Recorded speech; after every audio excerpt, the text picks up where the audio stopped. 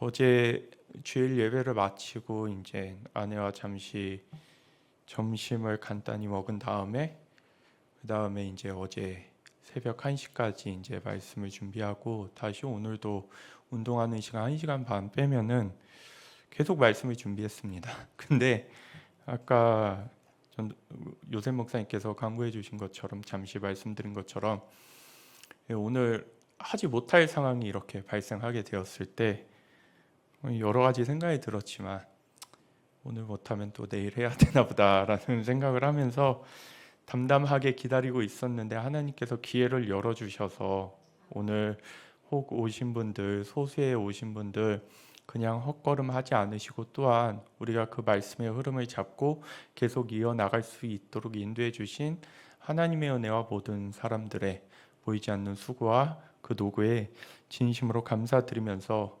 어렵게 오늘은 열리지 못할 사경이었는데 어렵게 열린 만큼 이 시간 성령님의 온전한 동행하심과 뜨거운 역사가 우리 가운데 함께 있으시기를 주님의 이름으로 축원드리겠습니다.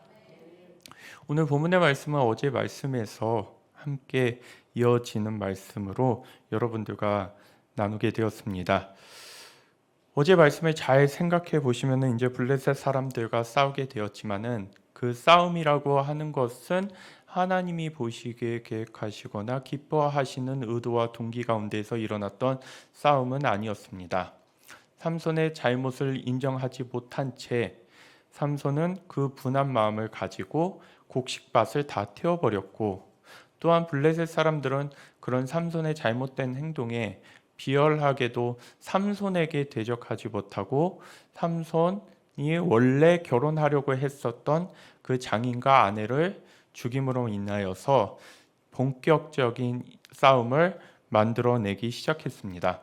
그런데 어제 말씀을 통해서도 저희가 확인했지만은 그 가운데에서 하나님의 사사로서 부름받은 이 삼손의 편을 들어주는 하나님의 자녀들이 아무도 없었습니다.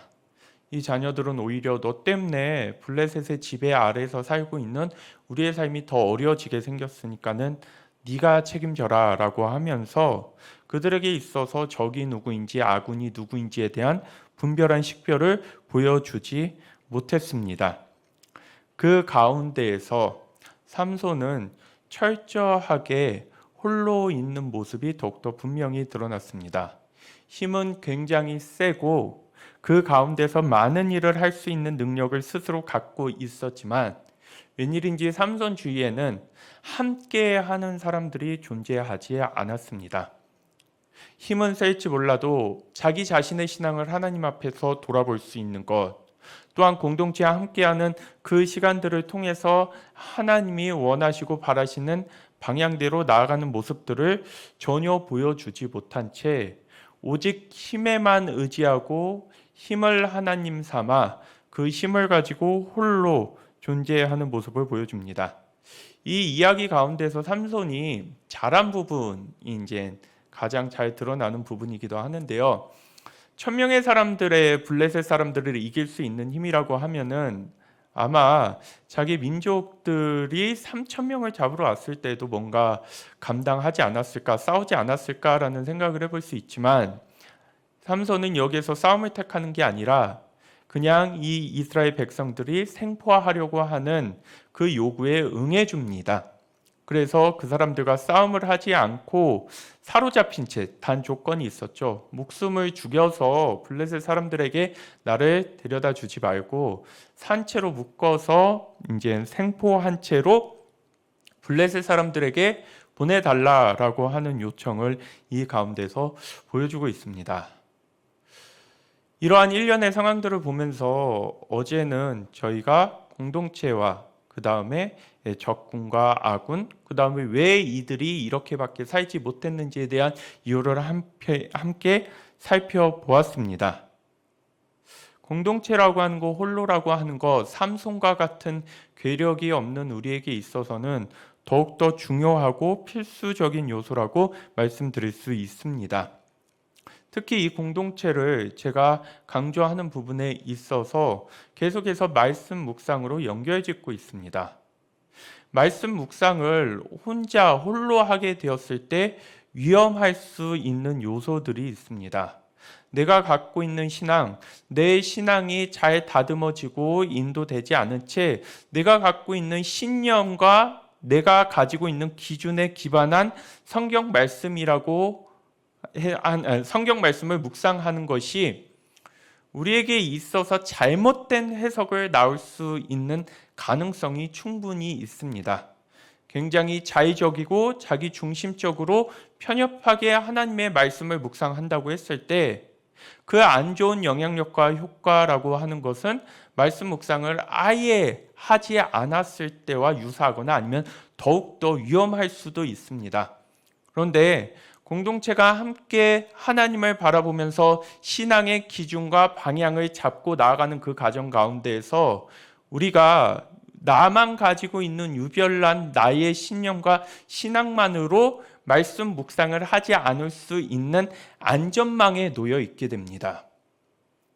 나 혼자서 했던 이 생각이 하나님이 주시는 창의적이고 독특한 하나님이 원하시는 방향에서 이루어지는 묵상이 아니라 그냥 내가 완전히 잘못된 방향을 갖고 해석할 수도 있구나라고 하는 것을 나 혼자 들여다보면은 잘 분별할 수 없습니다. 그런데 공동체가 함께 나아가는 그 신앙의 길 가운데에서 그 방향 가운데서 내가 했던 말씀의 묵상의 내용을 들여다보게 되면은 내가 정말 하나님과 함께 잘 나아가고 있으면서 또한 하나님의 말씀을 제대로 들여다보고 적용할 수 있는 것이구나라고 하는 안도감을 공동체가 함께하는 성경 묵상 가운데서 느낄 수 있게 됩니다. 그래서 내가 말씀을 보면서도 잘 해석하지 못하고 적용하지 못하면서 어떻게 묵상하는지 모르겠다라고 했을 때 공동체 안에서 잘 되어 있는 말씀의 묵상을 들여다보게 되면은 내가 어떻게 하나님의 말씀을 접하고 이해하고 적용하고 해석해야 하는지에 대한 분명한 길을 찾을 수 있게 됩니다. 그리고 그것은 지능, 특별한 능력의 유무가 아니라 얼마든지 우리가 하나님을 향한 성의와 진실된 마음으로써 극복하고 감당할 수 있는 일이기에 저희는 공동체라고 하는 것을 단순히 만남, 눈에 보이는 만남으로만 한정 짓지 않은 채 함께 일어나가는 그러한 말씀 묵상과 삶의 공유를 통해서 교회 바깥에서 한 주 동안 보지 못하는 지체들이 어떠한 삶과 생각과 정서를 갖고 있는지를 나누게 됨으로 인하여서 우리가 갖게 될 수밖에 없는 거리를 조금씩 좁혀 나가는 그러한 모습들이 제가 고안해낸 방법이 아니라 바로 오랜 기독교 전통 가운데서 흐르고 있었던 우리에게 있어서 참으로 귀중하고 보배로운 일이라고 말씀드릴 수 있겠습니다. 그래서 이 말씀을 우리가 잘 들여다보면서 공동체와 함께 어떻게 말씀에 대한 묵상을 이룰 것이며 어떤 방향을 잡고 나아갈 것인지에 대해서 여러분들께서 마음을 두고 함께 동참해 주시기를 부탁드리겠습니다. 또한 이 가운데에서 참으로 아이러니하게 왜 괴력을 가진 삼손이랑은 싸우려고 했는데 블레셋 사람들하고는 싸우려고 하지 못했을까요? 이들 가운데 씌어져 있는 속칭 노예의식이라고 하는 것이요. 아무리 하나님께서 말씀하시고 민족의 지도자를 보내주시고 그 지도자를 통해서 하나님의 계획을 선포해 주신다 할지라도 이들에게 익숙한 삶의 방식이라는 것, 이들에게 있어서 중요한 것은 바로 살아왔던 방식 가운데서 형성되었던 그 의식이었다라고 말씀드릴 수 있겠습니다.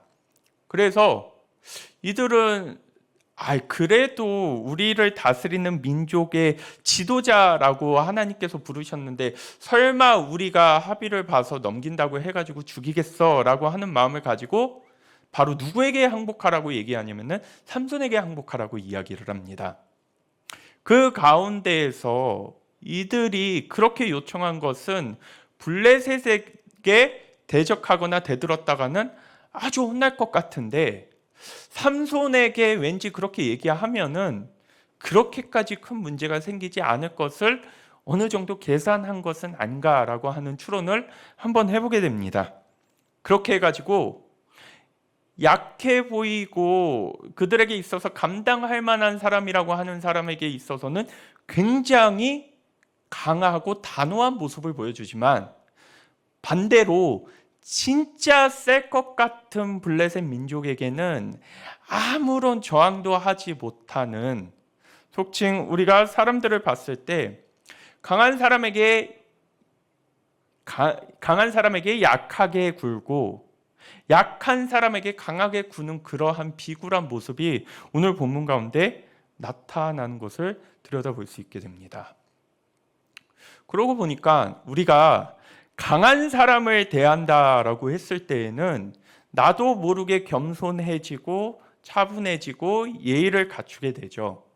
그런데 우리로 하여금 참 그리스도인으로서 하나님을 붙잡고 살아가는 진실한 그리스도인의 모습이라고 하는 것은 나도 모르게 겸손해지는 강한 사람 앞에서 예의를 갖추는 사람의 모습이 아니라, 내가 함부로 할 수 있고 내가 그리 신경 쓰지 않는 사람을 그리스도의 진리와 기준과 가치로 대할 수 있을 때 우리는 비로소 하나님의 자녀로서 건강하게 관계 맺는 법이 무엇인지에 대해서 생각해 볼 수 있게 됩니다.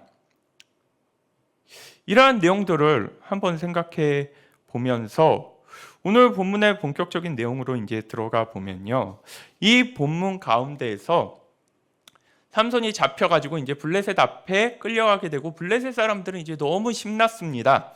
드디어 우리가 당한 피해를 온전하게 갚아줄 수 있구나. 다른 사람을 대상으로 화풀이하는 게 아니라 그 당사자에게 우리가 분풀이할 수 있고 복수할 수 있겠구나라고 하는 마음 가운데서 신나 있는데, 그 가운데서 하나님의 영이 임하셔서 삼손이 묶였던 손이 풀리고, 그리고 그 묶였던 손을 푼 다음에 곁에 있는 나귀의 턱뼈로 1000명의 사람들을 무찌르는 모습을 오늘 본문 가운데서 보여주고 있습니다. 나귀 턱뼈로 죽을 수밖에 없는 상황 가운데서 그 상황을 역전시켜서 1000명의 사람들을 죽이게 되었을 때 삼손에게 있어서는 그 영광, 그 승리의 순간에 얼마나 짜릿짜릿했을까요? 정말 짜릿했을 것입니다. 또한 이것이 단순한 승리가 아니라 뭐가 됐을까요? 야, 너희 나 잡아 갖다 바쳤지.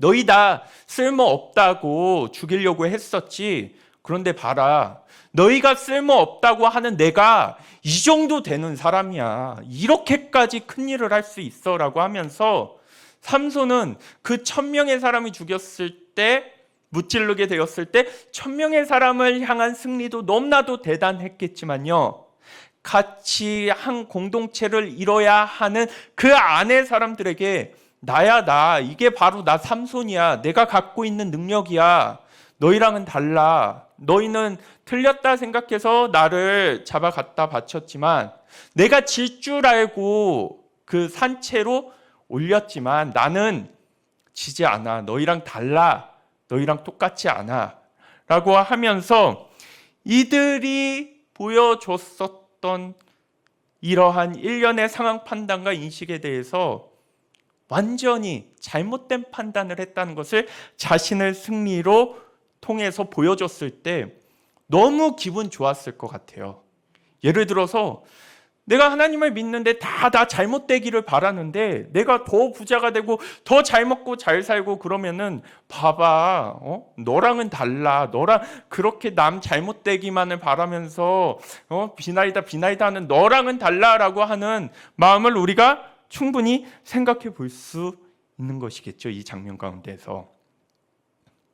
그런데 그렇게 1000명의 사람을 이겨놓고 승리하고 나서 삼손은 지금 이 일련의 상황에서 위기를 극복할 수 있는 시발점을 사사기 기자는 바로 성령께서 역사하셔서, 하나님의 영이 역사하셔서 묶인 손이 풀림으로 말미암아 나귀 턱뼈를 잡고 1000명을 이길 수 있었고, 그 1000명을 이기는 과정 가운데에서 또한 누가 계셨을까요?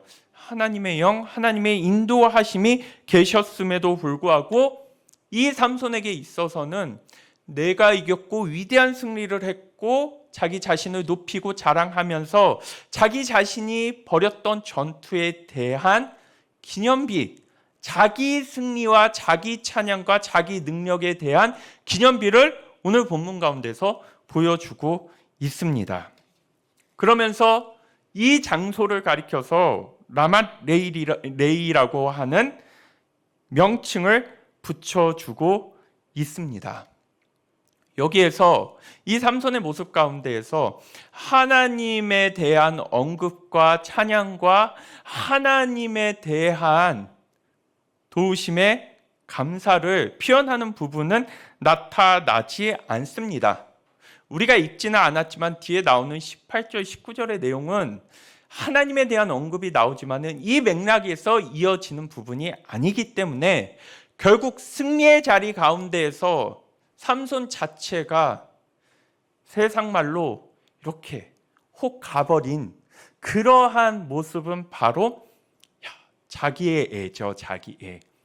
그 모습을 바라보면서 얼마나 아름답고 얼마나 기특했으며 얼마나 칭찬할 만하고 자기 모습에 뿅 가버린 채 일이 어떻게 벌어졌고 어떻게 일어났는지에 대해서는 전혀 기억하고 있거나 하나님에 대한 언급을 하는 모습들이 나타나고 있지 않습니다. 너희가 날 버려도, 너희가 날 외면해도, 너희가 나를 인정하지 않아도 난 이렇게 능력이 있어서 나 스스로 위기를 극복하고 지금 승리의 자리 가운데 설 수 있겠어라고 하는 이 장면. 너희가 틀렸어, 너희가. 내가 맞은 거야, 내가. 그런데 너희가 틀렸다라고 했을 때 다른 이가 틀렸다라고 해서 내가 맞은 걸까요? 이스라엘 백성이 잘못된 판단을 했다고 해서 그러면은 삼손이 맞았을까요? 안타깝게도 이 장면은 이스라엘 백성도 틀리고 나귀 턱뼈를 통해서 1000명을 이긴 삼손 모두 다 틀렸습니다. 그런데 삼손은 자기가 틀렸다라고 하는 것을 역시 생각하지 못합니다.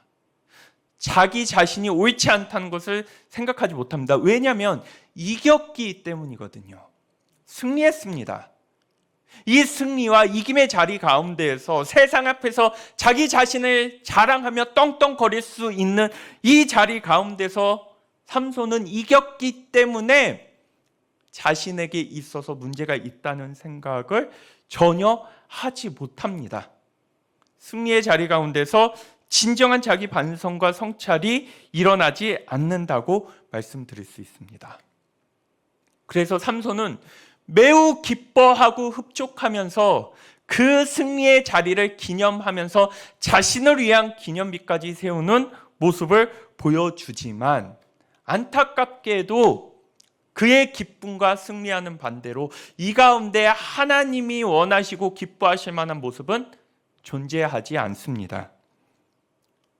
삼손이 기뻐하는 이 지점을 보면서 자신의 능력과 자신이 행한 일을 보면서 스스로 뿅 가버린 이 모습을 보면서 우리는 하나님을 믿으면서 내가 기뻐하는 지점이 어디인지를 생각해 보게 됩니다. 나는 어떤 지점에서 내가 흡족하고 대견하며 그래도 나 정도면 괜찮지 다른 사람보다 낫다라고 하는 생각을 하고 계십니까? 우리가 이 부분 가운데서 생각해 볼 수 있는 지점은 내가 기뻐하고 즐거워하고 감사하다고 하는 이 고백이 맞냐? 이게 정말 맞는 건가? 하나님, 제가 모르고 있는 부분이 있나요? 놓치고 있는 부분이 있나요? 하나님, 내가 잘 먹고 잘 살고 별 걱정 없이는 살지만은 정말 하나님께서 원하시는 삶을 제대로 방향을 잡고 살아가고 있는가요? 라고 하는 것들. 만약 삼손이 분별 있고 깨우침이 있는 자였다면은 이렇게 싸워서 이긴 것 자체가 부끄럽다. 이겼다는 것 자체가 이 싸움, 이 명분 없는 싸움, 자기 자신에게 있어서는 비록 하나님의 언약이 이루어지고 약속이 이루어지는 싸움이었다 할지라도 어디까지나 인간의 악을 하나님이 그렇게 인도하시면서 선으로 바꾸시는 과정에서 나온 것일 뿐이지, 예를 들어서 이 잘못된 일을 행하면서 내가 이렇게 하지 않았으면 하나님의 일이 이루어지지 않았다니까 라고 이야기할 수 있는 상황은 전혀 아닌 것이죠. 진짜 깨어 있었다고 하냐면요, 이 승리 앞에서 내가 여기까지 올 일이 아닌데, 내가 그 전에 멈췄어야 했는데, 그런데 그러한 자기 반성의 모습은 전혀 존재할 수가 없죠. 왜냐? 삼손에게는 능력은 있지만 하나님은 없기 때문입니다. 하나님의 능력과 역사하심은 그 가운데 일어나서 승리할 수 있을지는 몰라도, 다른 사람보다도 우월한 지위와 위치는 차지할 수 있을지 몰라도 하나님의 존재가 그 하나님이 기뻐하시는 자로서 함께 있을 수는 없습니다. 그래서 제가 계속해서 말씀드린 7번의 설교 가운데서 계속해서 언급하면서 말씀드렸던 것은, 능력을 봐야 되는 게 아니라 관계를, 하나님의 존재를, 하나님과 함께 살아가는 것과 동행한다는 것의 의미를 봐야 된다라고 말씀드렸습니다. 우리가 하나님에 대한 신앙을 주로 뭐로 평가하냐면요, 이겼냐 졌냐로 평가합니다. 얼마나 부유하냐 부유하지 못하느냐 이걸로 평가합니다. 얼마나 세상 가운데서 빛나냐 빛이 나지 않느냐로 내 신앙의 건강함을 평가하려고 합니다. 그런데 과연 오늘 본문은 그런 것들로 내가 지금 하나님 앞에 제대로 서 있고 건강한 신앙을 가지고 있다고 평가할 수 있는가에 대한 심각한 의문을 제시하고 있습니다.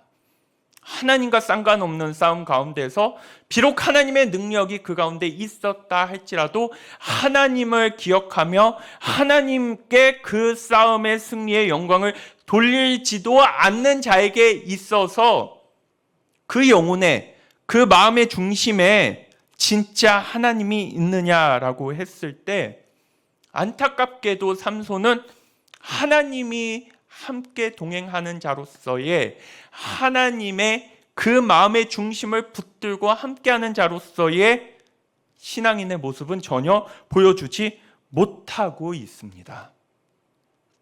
그런데 우리는 승리를 향하여, 승리를 보장해 줄 수 있는 능력과 힘을 향하여 하나님을 붙잡고, 만약 나에게 능력이 있다면, 나에게 승리가 있다면 내 신앙에 대해서 진지하게 성찰하거나 고민하는 시간들을 점점 잃어버리고 있습니다.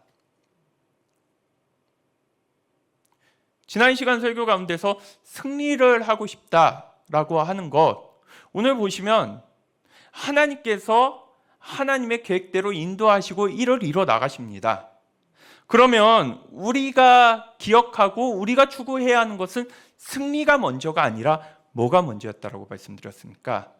진정 하나님께서 원하시는 나실인, 우리 시대에 우리가 되어야 할 사람으로서는 그리스도인, 참 그리스도인이 되었을 때 하나님이 인도하심 가운데서 승리해 주시고, 그런데 중요한 것은 승리와 패배가 아니라 내게 주어진 시간 안에서 하나님을 바라보면서 살아갔을 때 그 하나님이 나와 함께 하시느냐, 이게 그리스도인들에게 있어서는 가장 우선시 되어야 하고 핵심적으로 생각해야 하는 문제라는 것입니다. 우리에게 왜 회개라고 하는 것, 주님께 방향을 전환하는 것, 구원받은 자의 삶을 살아야 하는 것, 주님 앞에 진실로 뉘우치고 돌아가는 일이라고 하는 것은 왜 맨날 문제가 생기고 어렵고 힘들다고 하는 사람들의 전유물이 되어버렸을까요? 나 40일 작정이야, 나 60일 작정이야, 나 30일 작정이야 라고 하면은요, 왜? 무슨 문제가 있어? 왜? 무슨 일이 있어? 제 아내가 길가를 지나면서 어떤 분이 이렇게 스쳐 지나가는 가정 가운데서 그분이 교회를 다니신 분이셨나 봐요. 통화를 하면서 지나갔는데 그러니까요 기도 좀 해주세요 라고 했을 때 그러니까 기도 좀 해주세요 라고 하는 것은 내가 내 영혼이 하나님께 붙들림 받아서 정말 진실하게 살 수 있기 위해서 나를 위해서 기도해 달라고 하는 내용일까요? 내가 바라고 원하는 일이 있는데 아무튼 그 일이 풀리도록 하기 위해서 기도 좀 해달라고 하는 요청이었을까요? 아마 지나가는 길 가운데에서 그렇게 가볍게 기도 좀 해달라고 했을 때에는 내가 바라고 원하는 대로 잘 풀릴 수 있도록 기도해달라고 하는 의미를 더 담지 않았을까라고 추측해 볼 수 있습니다. 그럼 다시 우리가 이 부분에 대해서 생각을 해본다면요. 왜 어렵고 힘든 사람들이 하나님 앞에 회개해야 하는 걸까요? 그 말은 그분들에게 회개가 필요하다는 것이 아니라 돌이킴이 필요하다는 것이 아니라 잘 먹고 잘 살고 승리하고 아무 문제가 없고 떵떵거리는 사람은 회개할 필요가 없냐? 방향을 전환할 필요가 없냐? 돌이키는 삶을 살 필요가 없냐라고 하는 질문을 던져볼 수 있는 것이죠. 바로 이 단락에서요. 지금 삼손은 1000명의 적을 무찌르면서 자기 자신의 존재를 가장 확실히 드러내면서 영광받을 수 있는 세상으로 치자면 가장 높은 자리에 있습니다. 이러한 높은 자리에 있는 삼손에게 너 돌이켜야 돼. 너 그 승리에 취하면 안 돼. 너 지금 이렇게 나가야 될 바가 아니야 라고 하면은요 뭐라고 할까요? 야, 네 처지나 보고 너나 잘해. 이게 하나님의 함께 하심의 의미가 아니면 뭐야? 이게 내 신앙이 건강하다는 것에 대한 의미가 아니면 뭐냐? 내 일이 잘 되고 내 기도가 이루어졌을 때 도리어 무릎 꿇으면서 하나님, 제가 놓치고 있는 부분이 없을까요? 하나님 너무 감사하지만 이 일을 통해서 제가 교만하거나 오만해지지 않으며 하나님께서 원하시는 길을 향해 나아가는 것이 무엇일까요? 라고 하는 모습들은 우리 가운데 잘 나타나지 않은 채 하나님이란 분은 우리가 단지 아프고 힘들고 어렵고 곤란한 문제가 생겼을 때에나 그렇게 내키지도 않지만 그렇게 즐겁지도 않지만 그냥 한번 찔러나 볼까라는 식의 존재로서 우리가 거리를 두고 멀리 있게 되시는 분이 아닌지 생각해 보게 됩니다. 내가 세상적으로 봤을 때 별로 불편하지도 않고 많은 것을 가졌으면서 그냥 이 정도면 괜찮다라고 하는 내 부유함과 평안함과 만족함이라고 하는 것이 하나님 앞에서의 면죄부가 되어버려서 왜 내가 기도하고 왜 내가 하나님의 말씀을 들어야 하며 왜 내가 하나님의 말씀을 읽고서 그 말씀대로 살아야 하지? 나는 별 어려움이 없는데, 나는 잘 나가고 있는데, 나는 크게 문제가 없는데 왜 그렇게 해야 할까?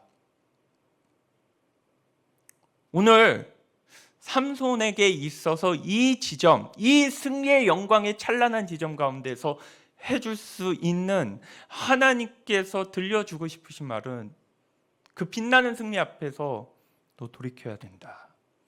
너 이 힘에 취하면 안 된다. 이 승리에 취해가지고 하나님 없이 여전히 가고 싶은 대로 하고 싶은 대로 해서는 안 된다. 그 길은 앞으로 눈이 뽑히는 그러한 결과 기다리고 있다. 이게 아니죠. 먼저 그 길은 내가 너와 함께 갈 수 없는 길이다. 너의 가는 길을 내가 보장해 줄 수 없는 길이다. 너와 동행할 수 없다. 이게 더 중요하죠. 동행의 의미로 봤을 때, 함께 하심의 의미로 봤을 때 눈 뽑히니까 너 그 길 가면 안 된다. 이게 아니죠.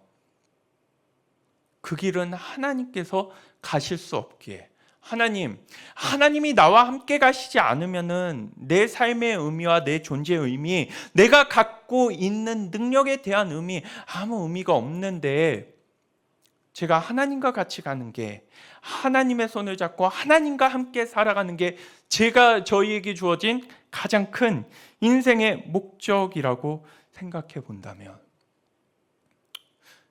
참 하나님께서 신기하시죠? 말은 안 들어도 능력은 주시는데 삼손의 신앙까지 만들어 주시지는 않으십니다. 민족의 지도자이자 사사였던 이 삼손에게 있어서 나는 민족의 지도자고 엄청난 승리를 했으며 괴력의 힘을 가졌으니까 천국행 티켓 열차는 당연히 보장되어 있다라는 식의 신앙은 나타나지 않습니다. 나만큼은 들어갈 수 있을 거야. 요즘 자율주행 자동차가 나오죠. 그냥 타고 있으면 자동차가 다 알아서 해주죠. 우리가 신앙을 그렇게 생각합니다. 교회라고 하는 자율주행 자동차 어디로 갔냐? 천국으로 가는 자율주행 자동차를 타면은 알아서 다 만들어질 거야. 알아서 다 될 거야. 그런데 하나님이 마지막 그래 네가 말을 안 들어도 능력을 주고 힘을 줄 수는 있어. 그런데 하나님과의 관계라고 하는 것을 억지로 만들지 않으신다라는 것입니다. 어떻게 할 거냐? 이 사태 앞에서 이 일들 앞에서 너는 선택하고 결정해라. 네가 결정해라. 그래서 돌이키기 위해서 협박을 하시거나 돌이키기 위해서 다그치시는 모습이 아니라 하나님은 그를 통해서 할 일은 계속하시고 그가 돌이킬 때까지 묵묵히 기다리고 계시는 것이죠. 왜냐? 그에게 보여줄 사인과 그에게 하나님께서 나타내실 표징은 충분히 보여줬기 때문에 더 이상 그들에게 삼손에게 있어서 뭔가를 더 보여주면서 강제적으로 그 마음을 만들고 신앙을 만들고 봐봐봐 나 보이니까 나 와 이런 식으로 하지 않습니다. 하나님은 하나님의 자리에서 삼손을 기다리고 계시는 모습을 보여주고 있으십니다. 어려운 시대, 정말 어려웠던 시대 가운데서 삼손에게 줬던 은혜는 진짜 특별한 일이었습니다. 그런데 그 힘과 능력을 삼손은 오직 자기 자신만을 위해서 사용했습니다. 그래서 삼손이 집착하고 중요하고 소중하게 생각하는 부분은 바로 그가 갖고 있는 힘이었습니다. 힘을 소유하고 있다는 그 생각. 힘에 대한 소유가 하나님의 존재를 알고 그 존재와 함께 동행하는 사람으로서 하나님이 원하시는 사사로서의 존재가 되는 것을 잊게 만들어버렸습니다. 결국 하나님이 원하시는 사사 같은 건 되지 않아도 됩니다. 왜 그럴까요? 힘이 있기 때문에요. 든든한 그에게 있어서 여러 가지 배경들과 그 다음 능력이 있었기 때문에 삼손에게 있어서는 하나님이 원하시는 사람이 되는 것에 대한 관심은 전혀 나타나지 않습니다. 오직 뭐만 하면 될까요? 그 힘을 보존하고 그 힘을 사용하며 그 힘을 위해서 살아가는 사람의 모습만 나타나고 있는 것이죠. 우리도 하나님께 은혜 받았다는 소리 정말 많이 합니다. 하나님이 돌봐주셔서, 하나님이 함께 해주셔서, 하나님이 챙겨주셔서, 하나님이 인도해 주셨어. 그런데 삼손처럼 그 힘만 받았다라고 했지 그 힘을 위해서, 그 힘을 가지고 나 아닌 다른 자들을 위해서 사용한 적이 있는가에 대한 질문은 오늘 그리스도인들에게 충분히 생각해 볼 문제가 됩니다. 삼손은 결국 그 갖고 있는 힘을 가지고 자기 배를 배불리기 위해서, 자기가 해를 당하지 않기 위해서, 자기 자신이 살기 위해서 1000명의 사람들하고 왜 싸웠죠? 죽을 것 같으니까 싸웠죠. 살려고 싸운 거지 하나님의 목적과 하나님의 비전과 하나님의 약속을 이루기 위해서 싸운 것이 전혀 아니었습니다. 일은 왜 발생했죠? 자신의 정욕을 온전히 감당하지 못해서요. 왜 이러한 신앙을 갖게 됐죠? 오직 자기 자신의 욕망을 추구하는 삶을 살다 보니 지금 여기까지 나아오게 된 것이죠. 그러면은 하나님이 보시기에 하나님의 은혜로 저 이렇게 살 수 있어요. 하나님 은혜로 저 이 정도 사람이 됐어요. 이것은 별로 중요한 일이 아니라는 것입니다. 그거 가지고 무엇을 했냐? 무엇을 위해서 살았냐? 어떤 삶을 추구하고 어떤 삶을 살다 하나님 앞에 왔냐? 하나님이 보시기에 있어서는 이 부분이 중요한 것이죠. 이거 하나님이 주신 거 인정해요. 그러니까 하나님 감사해요 라고 했을 때 그런 감사 같은 것들이 우리에게 있어서 큰 손해나 아니면 갖고 있는 것을 다시 하나님께 되돌려 줘야 된다라고 하는 것들을 만들어내는 것은 거의 없었습니다. 그 가운데에서 말로 약간의 시간으로 교회에 다니면서 인심, 그 정도 인심도 우리가 쓰지 못할까요? 그런데 알고 봤더니 그 정도 인심도 나의 체면, 나의 자존심, 나의 인정, 내가 높아지기 위한 방식으로서 교묘하게 하나님을 포장해서 제시되고 나타난 것이지, 진짜 하나님을 위해서, 그 하나님이 원하시는 방향을 위해서, 그 하나님의 눈길이 있는 내 주변의 사람들을 위해서 내게 주어진 소중한 것들을 나누고 베풀며 함께한 적이 있냐라고 했을 때 삼손의 이야기가 단순히 삼손의 이야기만 되지 않는다는 것을 느끼게 됩니다. 성경 말씀을 읽고 말씀을 묵상하면서 살아가라고 하는 것은 맨 처음 나를 위한 일이 될 수 있지만 결국에는 나를 넘어서서 하나님의 눈길이 있는 다른 사람을 위해서도 우리에게 있어서 굉장히 필요하고 중요한 일입니다. 하나님을 믿는 것은 나 혼자 잘 먹고 잘 살고 나 높아진 다음에 숨 좀 돌리다가 남을 주면 좋지만 못 줘도 구원받았다라고 하는 이 땅의 복락과 영원히 죽지 않을 내세에 대한 보장을 받기 위해서 하나님을 믿는 게 아니라는 것입니다. 가정회복이라고 하는 것, 제가 언젠가도 말씀드린 적이 있지만 굉장히 거창해 보이지만요. 야, 그렇지, 가족이 중요하지, 가족한테 잘하는 거 중요하지라고 하지만 결국 남편이 잘 되면 누가 좋죠? 내가 좋죠. 아내가 잘 되면 내가 좋고 자녀가 잘 되면 내가 좋죠. 그거는 뭔가 그리스도인으로서 특별히 가질 수 있는 엄청난 일이라고 이야기하기에는, 중요하지 않다는 것은 아니지만 엄청난 일이다라고 하기에는 전혀 그렇지 않습니다. 그냥 기본이죠, 기본. 하나님의 일을 하는 데 있어서의 기본일 뿐입니다.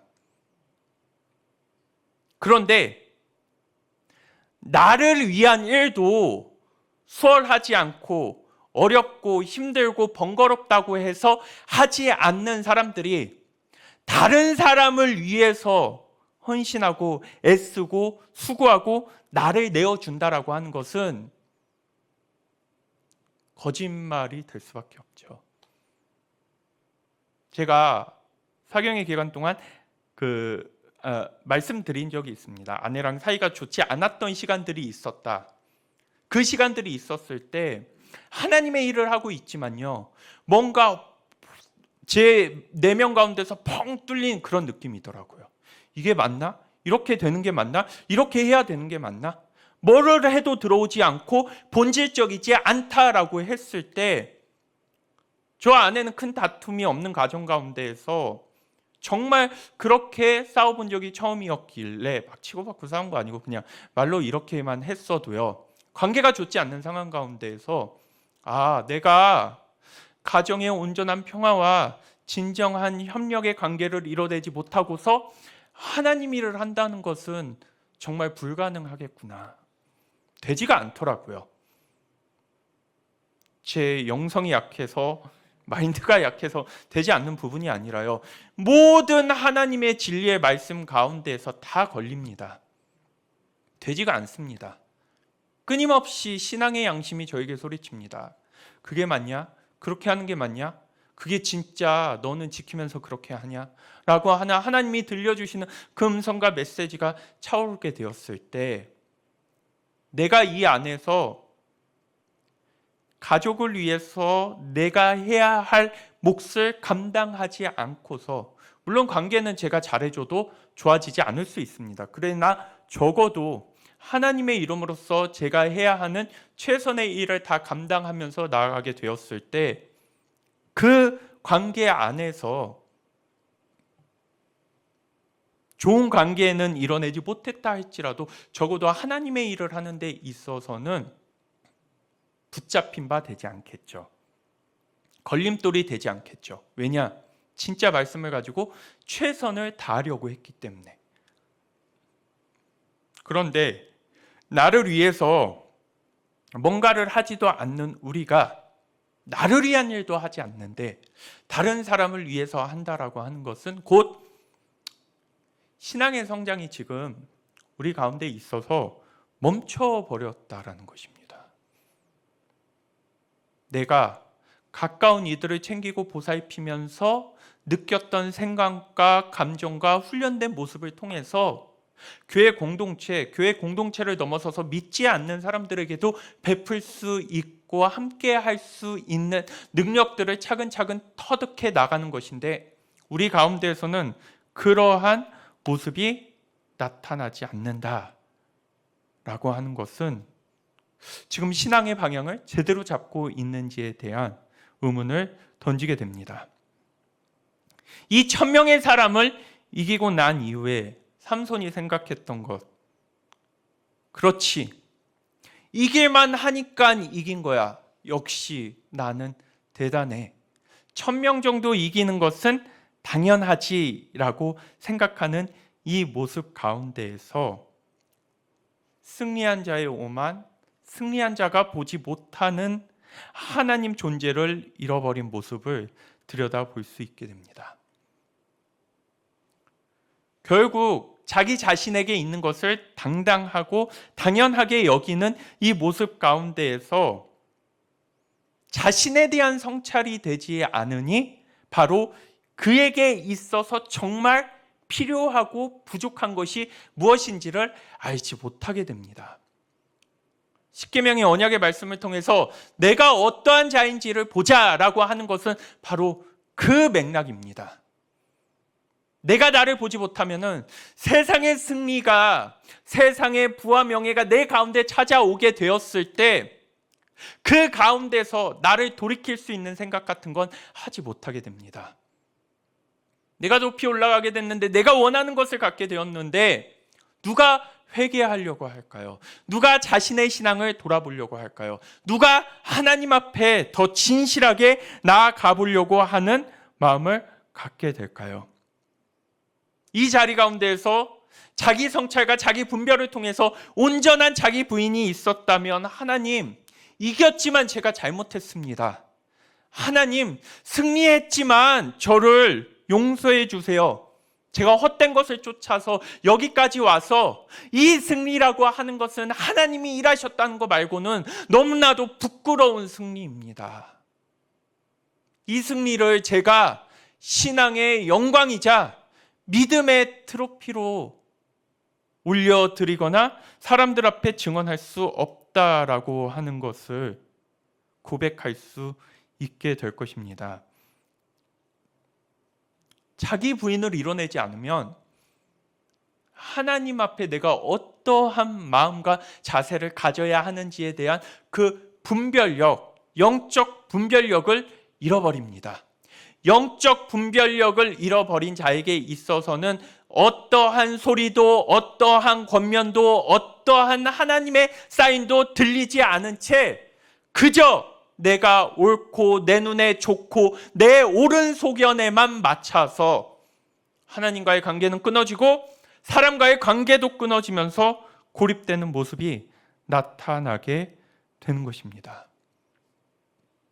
진짜 하나님 앞에서야 하나님의 존재가 우리 가운데 소중해야 하나님의 구원이 임한 자로서의 삶을 살아갈 수 있다는 것을 보게 됩니다. 그냥 뭐 대충 교회 다니니까 잘 되더라.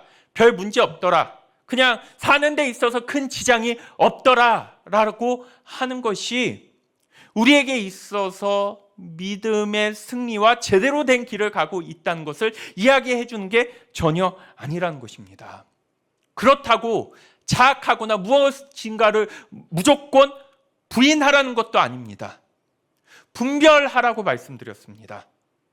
나쁜 것에 있어서도 신앙의 실패라고만 생각하는 게 아니라 자책하고 죄책하면서 내 모양이 왜 이 모양 이 꼴인가 라고 생각하는 것이 아니라, 그렇지, 내가 비록 세상의 영광된 모습은 이뤄내지 못했다 할지라도 그 안에서 그리스도께서 원하신 수고와 땀과 눈물이 있었고 그 수고와 땀과 눈물의 결과가 오늘 만들어진 결과라고 하면은 그 초라함 가운데서도 뭐 할 수 있는 마음이 드니까 기뻐할 수 있죠. 감사할 수 있죠. 세상은 나보고 별 볼 일 없다고 하고 초라하다고 하고 쓸모없게 여길지 몰라도 제 인생은 하나님과 함께 동행하면서 진실하게 살면서 꿈꿨던 인생이기에 세상은 어떻게 보일지 모르지만 하나님 아시죠? 하나님도 그렇게 느끼시죠. 제 인생은 너무나도 의미 있고 값진 인생입니다 라고 하는 반대의 고백을 이루어낼 수도 있는 것이겠죠. 제가 교제를 하고 있는 한 목사님께서 이 성도님에 대한 이야기를 너무 자랑스럽게 해주시는 모습이 인상적이셨습니다. 그 목사님께서 말씀해 주신 성도님은 이름만 대면 알만한 대기업의 연구원이셨습니다. 그런데 능력이 출중하고 인정을 받아서 정년까지 다 채우시고 마치시고 난 이후에 이제 은퇴를 하시게 되었습니다. 그렇게 은퇴를 하면서 넉넉한 살림과 여러 가지 여유가 있기에 그분께서 사시려고 하는 삶을 사셔도 어느 누구도 뭐라고 하지 않을 터인데, 복음이 공식적으로 선포될 수 없는 한 국가에 가셔서 지금 선교사로서 일을 하십니다. 근데 그 일이 뭐냐면요, 전문적인 복음 전하는 일이 아니라 그 가운데에서 그분께서 파송하시는 단체는, 그 선교 단체는 자비량으로 선교하는 게 핵심입니다. 곧 자기가 일을 하든지 갖고 있는 자원을 통해서 선교를 해야 된다라고 했을 때 평생 보고서를 쓰고 조사하고 연구하고 그런 사무적인 일을 했었던 그 성도님께서는 그 나라 가셔가지고 분식집을 여셨다고 해요. 요즘 한국의 음식이 굉장히 핫하다고 하니까는 그 나라 가셔서 분식집을 열고, 또 한국의 문화가 계속 전해지는 그 가운데서 한국어를 알고 싶은 사람들이 있어서 한국어 과정을 개설하시면서 아직 복음을 전혀 듣지 못했던 그들에게 있어서 복음 전하는 일을 손수 감당하시는 모습을 말씀해 주시더라고요. 그분은 그렇게 살지 않아도 됩니다. 평생을 성실하게 일하셨고 열심히 하나님의 일을 하셨고 또한 하나님을 믿으면서 사셨던 그분에게 있어서 어느 누가 그러한 일을 하라고 시킨 것도 아니었습니다. 그런데 그분께서는 내가 복음의 빚진 자 되어서 하나님 앞에 나아갔을 때 그래도 그 하나님께 정말 드리고 싶은 삶이 있다고 하면은 이 삶이다라고 하면서 그러한 삶을 한다라고 했을 때, 이러한 삶의 관점이라고 하는 것은, 야, 너 하나님 일을 안 하면은 너 저주받아, 너 벌받아, 너 망해, 이러한 차원과는 완전 다른 것이죠. 하나님 사랑하고 하나님 좋아서 내게 남겨진 인생 가운데서 어떠한 의미를 찾을 수 있을까를 생각하면서 이제까지 내가 나 자신만을 위해서 하나님을 믿었다고 하면은 내 인생의 후반전은 나 자신을 위해서 믿는 게 아니라 나에게 은혜 주신 그 하나님께서 원하시는 삶을 위해 살며 나아가야겠다라고 했을 때, 내 신앙의 동기는 무엇이지? 나는 무엇 때문에 믿고 있지? 왜 나는 하나님을 붙잡고 있는 것인지에 대한 근본적 질문과 물음을 던질 수밖에 없었습니다. 하나님을 믿어서 내가 바라고 원하는 대로 살고 싶은 대로 사는 것이 아니라 하나님께서 원하시는 삶을 살려는 마음이 우리 가운데 없다면 하나님이 어떻게 우리와 동행하실 수 있으시겠습니까? 정말 하나님께 붙들림 받아서 하나님이 그 안에 있으니 하고 싶은 일이 다르고 생각이 다르고 추구하는 바가 너무너무 다릅니다. 그 일을 하면 자식들이 복 받는다고 해서 하는 것도 아닙니다. 그 일을 하면은 뭔가 불행을 확실히 막을 수 있을 것 같고 노년에 더 큰 축복을 받아서 하는 일도 아니라요. 이제까지 주신 그 하나님의 은혜가 너무 감사해서 나는 그냥 그렇게 살고 싶다는 것입니다. 세상에서 이기는 신앙에 집중했었던 사람들은 절대 살 수 없는 삶입니다. 세상에서 승리를 위해서 쫓았던 그 사람들에게 있어서 그 선교사님께서 사시는 삶은 빛된 삶과 영광의 삶, 보고 배우고 싶은 삶이 전혀 아닙니다. 삼손이 보여주고 있는 신앙은 이기는 신앙입니다. 여기에서 민족적 사명과 다른 일을 위한 헌신과 사랑과 섬김이라고 하는 것을 전혀 보이지 않습니다. 내가 죽는 그날까지 이 힘을 유지하면서 어떻게 내가 원하는 대로 바라는 대로 살고 싶은 대로 살까? 이게 삼손이 갖고 있는 고민이자 삼손이 추구하고 있는 삶의 모습입니다. 그래서 이기는 신앙을 가지려고 하는 사람들은 하나님의 존재, 하나님의 임재, 하나님과의 관계, 하나님과의 동행이 무엇인지도 모를 뿐더러 관심 있는 주제도 되지 않습니다. 됐고요. 그거는 됐고요. 이길 수 있는, 승리할 수 있는, 무시당할 수 없는, 인정받을 수 있는, 나를 빛내줄 수 있는 그거를 달라라고 하는 것. 그런데 이기는 것에 승리에 집착하는 사람들은 내가 속해 있는 편과 내가 속해 있는 공동체가 이길 수 없다는 것을 알았을 때 이기는 것이 목적인 사람들은 뭐를 할까요? 편을 바꿉니다. 변절합니다.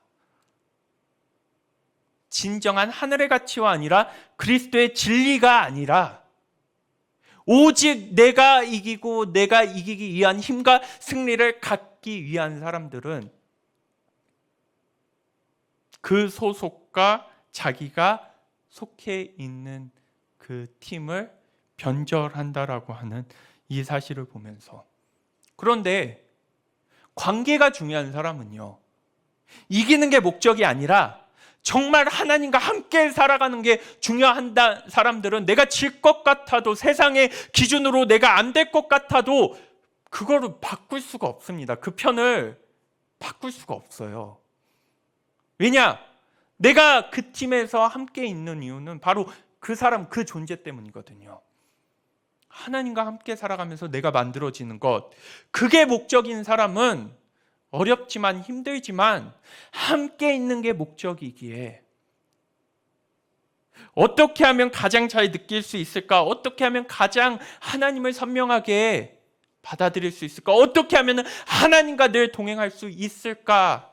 그것을 가지고 선택하다 보니 남은 생을 다른 사람을 위해서 헌신하며 희생하겠다라고 하는 모습을 보여줄 수 있게 되는 것이죠. 이기는 편을 고를 것이냐, 내가 하나님 편에 속해 있는 것을 고를 것이냐. 이기는 편을 고르는 것은 그것은 곧 하나님이 아니어도 된다는 것이죠. 알라든 하나님이든 어떤 신이든 좋아. 뭐만 해주면요? 이기게 해주면요. 우리는 이기게 해주는 신이 필요합니까?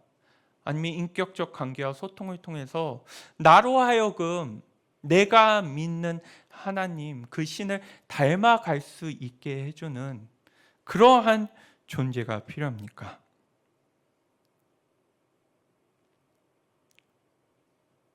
이 모습을 보면서 오늘 본문에서는 턱뼈라고 하는 게 나옵니다.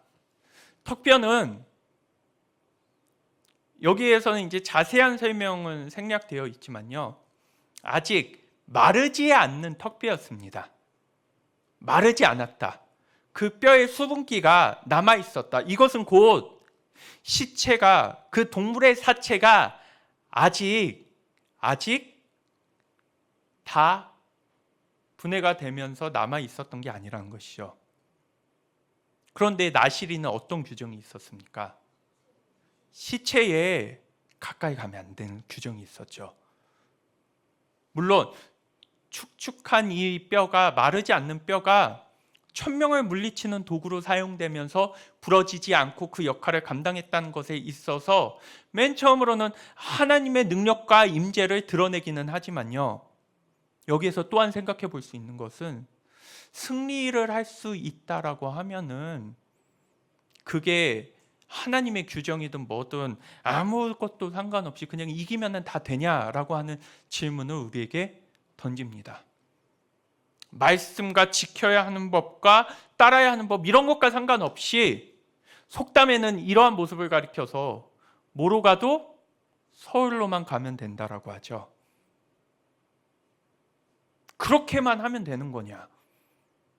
그냥 이길 수만 있다고 하면은 급하니까 아무거나 손에 잡으면서 그냥 다 물리쳐 죽이면서 승리라고 했을 때 지금 뭐가 문제죠?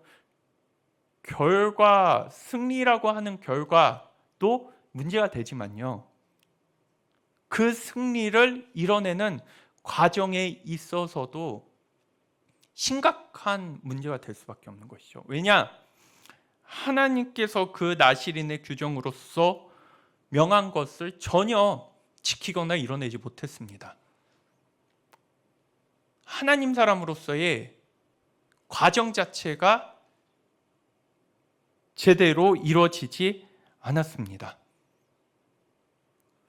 검은 고양이든 흰 고양이든 뭐만 하면 된다고 하죠? 쥐만 잡으면 된다라고 했을 때, 내가 믿는 분이 뭐 하나님이건 뭐건 이런 거 중요한 게 아니에요. 우선 내가 원하는 목적을 이루기 위해서는 질러놓고 회개하면 돼. 질러놓고 잘못했다고 하면 돼. 그럼 그리스도의 보혈이 나를 용서해주고 나를 덮어줄 것이야. 제가 우스갯소리로 우리 하나님이 진짜 무서우면 우리 이렇게 못 살아요 라고 했던 그러한 말을 성도님들께 드린 적이 있습니다. 안 무섭죠. 나시린의 규정, 하나님의 언약, 하나님의 말씀, 뭐가 무섭습니까? 우선 사는 게 중요하죠. 살고서 내 맘대로 한 다음에 잘못했다고 빌면 되죠. 여기에서 지적해주고 있는 것은 수단과 방법, 과정 자체가 이미 하나님적이지 않다라는 것입니다. 하나님적이지 않는 그 수단과 의도와 동기와 가정 가운데에서 하나님이 역사하셨다라고 하는 것이 하나님의 승리라고 이야기하기에도, 삼손을 통한 하나님의 승리라고 이야기하기에 참 부끄러울 정도로, 가히 이 정도 수준이면요 그냥 정신승리죠. 정신승리. 그냥 이겼다고 치자, 믿는다고 치자, 그냥 하나님이 역사했다고 치자. 왜? 이겼으니까. 아무튼 살았으니까, 좋았으니까. 그러고 보니 삼손이 살아왔던 삶의 행적을 들여다보면은 하나님이 원하시는 의도와 동기, 과정이 전혀 나타나 있지 않습니다. 묻지도 않습니다. 내가 왜 이렇게 해야 되지? 내가 왜 이러한 삶을 살아야 되지? 내가 이렇게 하려고 하는 이유와 목적과 동기가 무엇인지에 대해서 전혀 들여다보지 않습니다. 의도, 동기, 목적 다 생략돼 버리고 자기가 원하는 거 쥐면서 힘들 것 같으면은 뒤에 나오죠. 18절, 19절에 하나님! 그런데 이 부분을 들여다보면서 그냥 내가 잘 나가니까 세니까 별 문제가 없으니까 이 정도면 살만하니까 라는 생각을 가지면서 하나님을 붙잡는 우리의 모습 가운데에서 센 분, 이기게 해주는 분으로서 하나님을 믿는다라고 하면 여러분들께서는 그리스도께서 지신 십자가는 어떻게 받아들이실 것입니까? 십자가는 세상적 기준으로는 이기는 게 아닙니다. 하나님적 기준에서는 최종적 승리지만 세상의 기준에서는 이기는 게 아닙니다. 그러면 세상적 기준을 가장 중심으로 살아가고 있는 나에게 있어서 십자가라고 하는 것은 나의 신앙생활 전반에 걸쳐서 전혀 존재할 수 없는, 그래서 우리는 십자가를 외면하고 십자가를 내버리며 십자가의 정신을 품고 하나님을 부르는 모습을 보이지 못하고 있습니다. 그리스도인들은 의도와 동기, 과정을 살펴볼 수 있어야 잘된 결과 앞에서도 겸손하고 하나님께 기도하며 교만해지지 않을 수 있는 것이죠. 내 의도가 그러한 의도가 아니었는데 좋은 결과가 나타났어도 하나님은 아시죠? 하나님은 다 보셨죠? 결과가 좋지만 저는 마음이 무거워요. 저에게 좋은 일이 일어났지만 정말 이게 좋은 일인지 조심스럽습니다.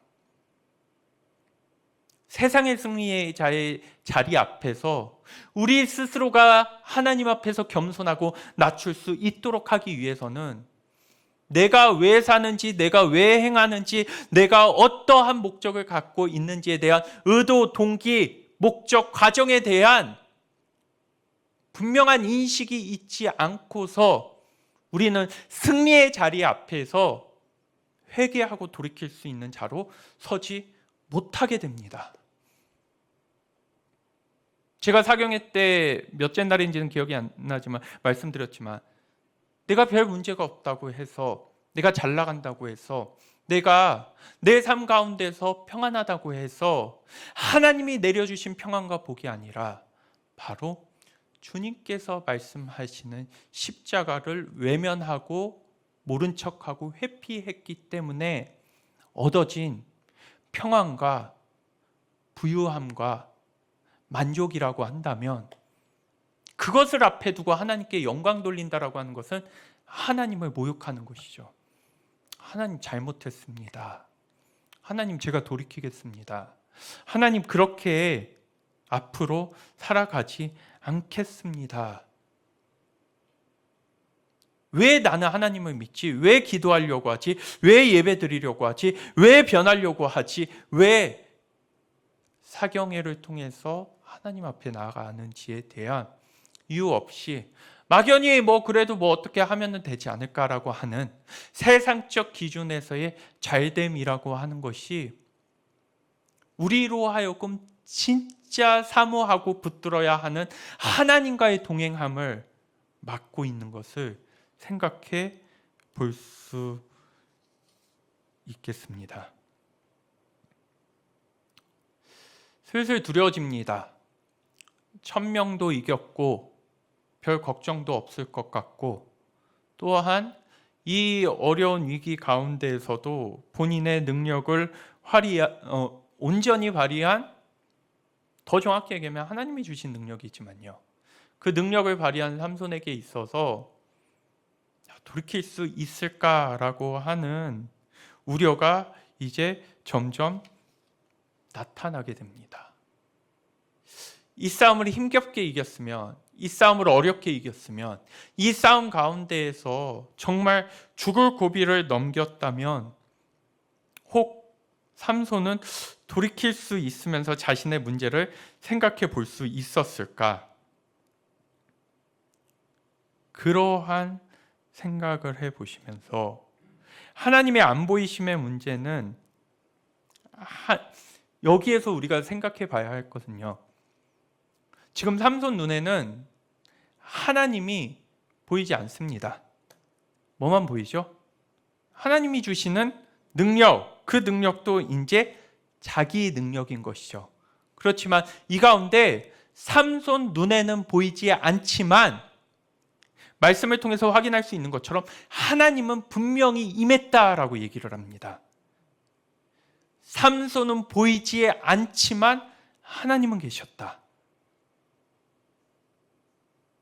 이것은 그러면은 내 인생과 내 신앙에 있어서 하나님이 계시냐 안 계시냐의 문제가 아니라 내가 하나님을 보려 하느냐 보려 하지 않느냐의 문제라는 것이죠.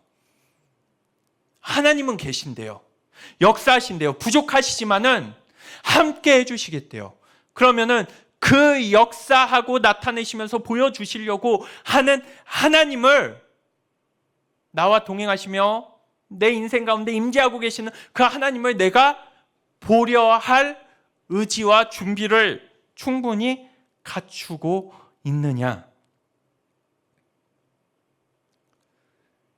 세연이가 엄마랑 놀러 가는 그 과정 가운데에서 놀이터에서 노는 게 이 근처 저기 좀 멀리 좀 좋은 놀이터를 갔는데, 그 놀이터를 갔는데 너무너무 재밌어 하길래 2시간이 지나도 3시간이 지나도 가지를 않아서 이제 아내가 너 자꾸 그렇게 안 갈 거면 엄마 혼자 간다 해가지고 가는 신용을 해도 움직이지 않길래 숨어버렸다고 합니다. 숨어버렸는데 한 30분 동안 혼자서 막 놀다가 딱 보니까는 엄마가 없더라는 것이죠. 그럼 엄마는 세연이가 놀고 있고 그 가운데서 세연이를 떠난 것일까요? 아니면은 세연이 곁을 지키고 있었던 것일까요? 세연이 곁을 지키고 있었지만 세연이는 노는 것에 정신이 팔려서 엄마를 보고 싶거나 엄마를 봐야 한다는 생각조차 아예 하지 않았던 것이죠. 하나님이 우리 가운데 계시면서 때로는 우리가 그렇게 말 안 듣는 모습이 속상하셔서 거리를 두고 숨을 쉬려고 했을 때 그 숨으심이라고 하는 것, 우리가 하나님께 관심을 두고 찾아보려고 하면 찾을 수 있을 터인데 우리는 여전히 뭐가 좋죠? 이기는 것, 승리하는 것, 내가 노는 것. 하나님 안 계심의 문제가 아니죠, 지금. 하나님 안 계심의 문제가 아니라 함께 계셔도 내 인생 사느라, 내가 살고 싶은 삶 사느라, 내 것 쫓느라 그 함께 계시는 하나님이 보이지 않음으로 인하여서 나에게 있어서 보이는 것은 오직 내가 원하는 것밖에 없죠. 안 계심의 문제가 아니라는 것입니다. 이러한 무지막지한 일을 하는 데 가운데서도 하나님의 일을 이루시기 위해서 삼손 곁에 계셨던 하나님께서 우리와 마찬가지로 우리도 하나님 성에 차지 않을 수 있고 어긋난 길을 갈 수 있지만 하나님은 그런 우리를 통해서 하나님의 일을 이루셔야 하기 때문에 우리 곁에 계시지만 그 곁에 계신 하나님을 보려 하지 않고 보고 싶어 하지 않는다는 것. 세계관을 통해서 안경을 제대로 쓰자라고 하는 것은요, 그분을 보자는 것입니다. 거리는 두고 있지만은 함께 동행하시려고 하시는 하나님, 함께 가시고 싶으시는 하나님, 내가 마음에 안 들어도 여전히 나를 기다리고 계시는 그 하나님. 정말 우리에게 있어서 중요한 부분은 부자 될다, 강해질다, 인정받을다, 승리할다, 그러한 나를 만들어주실 하나님이 아니라 어떻게 하면 제가 하나님과 함께 제게 주신 인생길을 동행할 수 있을까요? 같이 갈 수 있을까요? 하나님과 동행할 수 있을까요? 이 부분이 이 삼손에서 능력이 발휘되고 휘황찬란한 승리가 나타나는 과정 가운데에서 정말 붙잡아야 하는 것이 무엇인지를 알려주는 부분이라고 정리해 볼 수 있겠습니다. 직접 내려와서 블레셋을 무찌르지 않으셨습니다. 통해서 역사하셨다라고 한다면요, 아마 우리도 인생을 살게 되면서 직접 하나님이 내려오셔가지고 먼 일을 이루시는 모습들을 시각적으로 보기에는 거의 없을 수도 있고 혹 있을 수도 있겠지만, 그 부분에 있어서 중요한 것은 뭐냐면은 하나님을 발견하는 의미들을 내 인생 가운데에서 계속해서 쌓아갈 수 있는 것인가, 그건 정말 중요합니다. 삶을 살다가 건강한 신앙을 갖고 진실한 신앙을 가져도 우리는 질 수 있습니다. 넘어질 수 있습니다. 포기해야 할 때도 있을 것입니다. 그렇지만 그 가운데에서 하나님의 동행하심이라고 하는 것은 내가 지는 것의 의미, 내가 내려놔야 하는 것에 대한 의미, 아프면서도 하나님과 함께 가야 하는 그 의미들을 복돋아 줌으로 인하여서 우리로 하여금 하나님의 사람으로서, 더 정확히 이야기하면 하나님과 함께 동행하는 사람으로서의 삶을 완성시키고 만들어 주시는 것입니다. 오늘 설교의 제목은 영광의 늪입니다. 영광의 늪. 승리와 영광 가운데에서 헤어나올 수 없는 늪에 빠져버린 것처럼 삼손은 이후의 결과도 아시지만 돌이키지 못하는 모습들, 그러한 해석을 할 수 있는 모습들을 보여줍니다. 우리가 하나님과의 관계 가운데서 살아있고 깨어있다면 내 인생 가장 빛나는 부분 가운데서도 진실하게 하나님을 찾고 방향을 잡으면서 넘어지지 않고 나아갈 수 있게 될 것입니다.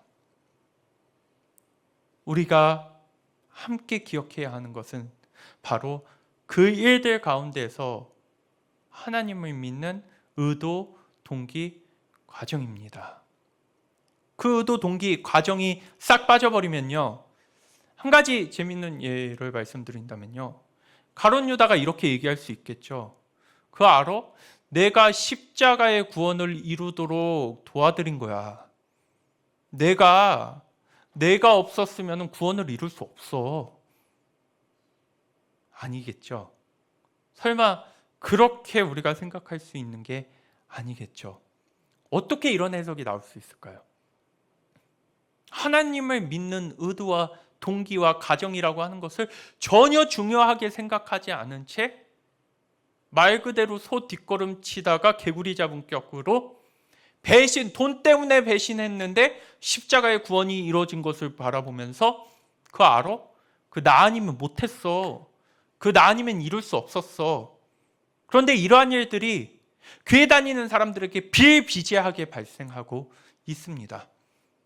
아니, 무엇 때문에 네가 예수를 판 의도가 하나님의 구원과 그 뜻을 이루기 위함이냐라고 했을 때 아니죠. 돈 때문이죠. 돈 때문에 그러한 일을 벌였지만 하나님은 그 일을 통해서 인류 구원이라고 하는 위대한 과업을 이루셨다라고 한다면, 우리가 결과보다도 더 집중해야 하는 것은 과정, 의도, 동기, 그것을 기억하는 우리 가운데 있어서 영광의 늪에, 승자의 저주에 빠지지 않을 수 있는 신앙으로 인도해 주는 것입니다. 하나님과 함께 살아간다는 것에 대한 의미가 무엇일까? 하나님의 존재를 안다는 것은 무엇일까? 그 하나님의 손을 잡고 하루하루 살아간다는 것은 무엇일까? 승리는 장담되지 못하고 세상적 기준에서의 승리는 우리 가운데서 약속되지 않는다 할지라도 우리가 하나님을 바라보면서 하나님과 동행하는 그 사귐의 과정 가운데에서 하나님의 형상을 닮아갈 수 있다면요. 하나님의 형상을 닮아가는 사람은 세상이 보여주는 영광과 성공 앞에서도 그 자신의 본래의 목적을 잊지 않고 방금 말씀드린 선교사님이 가셨던 삶을 살아가는 것처럼 나를 위한 삶을 넘어서서 남을 위한 삶으로 나아갈 수 있음을 생각해 보게 됩니다. 함께 하시는 하나님, 함께 하시기를 원하시는 하나님, 그 하나님을 보기 위해서 이번 사경의 기간 우리의 눈이 벗겨지기를 원합니다. 이제 보여요. 하나님이 함께 하신다는 것이 무엇인지 보여요. 하나님이 그동안 함께 하셨다는 것에 대한 의미가 무엇인지 보여요. 그리스도인은 그 힘으로 사는 겁니다. 이길 것 같아서 사는 거 아니라, 승리할 것 같아서 믿는 게 아니라, 오늘도 함께한 하나님, 나의 직장에서, 나의 관계 안에서 함께한 하나님이 내일도 함께 하실 때 나는 내게 주어진 삶을 어떻게 내일도 살 것인가를 설레고 기대하고 참아내고 감당해 가면서 그렇게 그리스도인으로서의 삶이 하나님의 형상이 만들어지는 것입니다. 세상에 팔려서 하나님을 보지 못하는 우리를 하나님을 볼 수 있도록 하기 위해서 묵상을 말씀드리는 것입니다. 하나님 안 오신 게 아니라, 하나님 아직 없으신 게 아니라 함께 하시려고 하셔. 그런데 우리가 못 보고 있으니까, 우리의 욕심 때문에, 우리가 사는 삶 때문에 못 보고 있으니까 그 하나님 보자. 이게 성경 묵상의 의미입니다. 종교 경전을 읽고 그 경전을 읽으면은 나쁜 기운이 몰아가기 때문에 읽자라고 하는 차원이 아닙니다. 하나님을 봐야죠. 하나님 존재를 봐야죠. 그 하나님 존재가 우리를 꽉 끌어안을 때 세상의 억울함도, 복수하고 싶은 마음도, 누구에게 탓을 돌리고 싶은 마음도 다 내려놓고 아버지 하나님하고 다시 한번 시작해 보겠습니다 라는 마음을 가져볼 수 있는 것입니다. 우리에게 주신 복과 힘과 능력이 우리의 영혼을 잡아먹는 악한 영의 늪으로 작동하는 것이 아니라 하나님의 존재를 발견할 수 있는 안경이 되어서 정말 하나님하고 함께 사니 좋더라. 진짜 하나님하고 하루하루 살아가니 너무 좋더라 라고 고백하며 하나님의 초대에 응하시는 우리 응답교회 성도님들 신앙 될 수 있으시기를 주님의 이름으로 축원드립니다.